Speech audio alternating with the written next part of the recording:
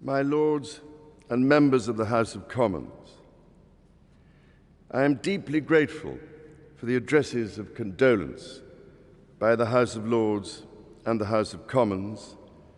which so touchingly encompass what our late sovereign,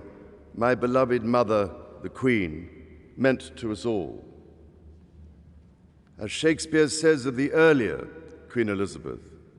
she was a pattern to all princes living.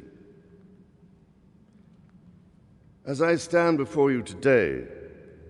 I cannot help but feel the weight of history which surrounds us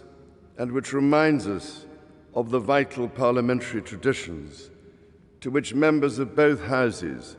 dedicate yourselves with such personal commitment for the betterment of us all. Parliament is the living and breathing instrument of our democracy. That your traditions are ancient, we see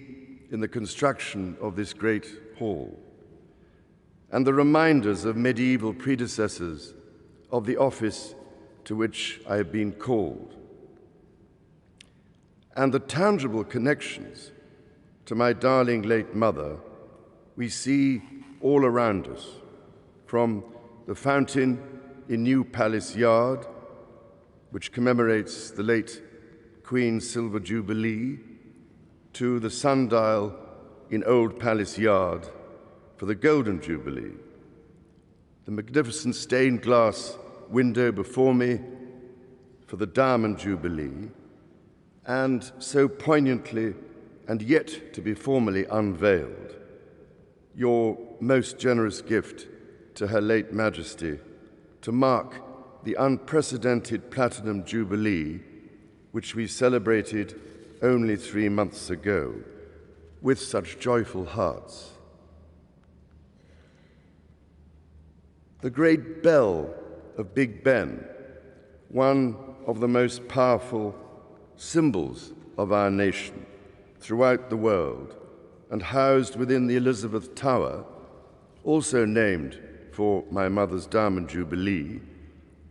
will mark the passage of the late Queen's progress from Buckingham Palace to this Parliament on Wednesday. My Lords and members of the House of Commons, we gather today in remembrance of the remarkable span of the Queen's dedicated service to her nations and peoples. While very young, Her late Majesty pledged herself to serve her country and her people, and to maintain the precious principles of constitutional government which lie at the heart of our nation. This vow she kept with unsurpassed devotion. She set an example of selfless duty, which, with God's help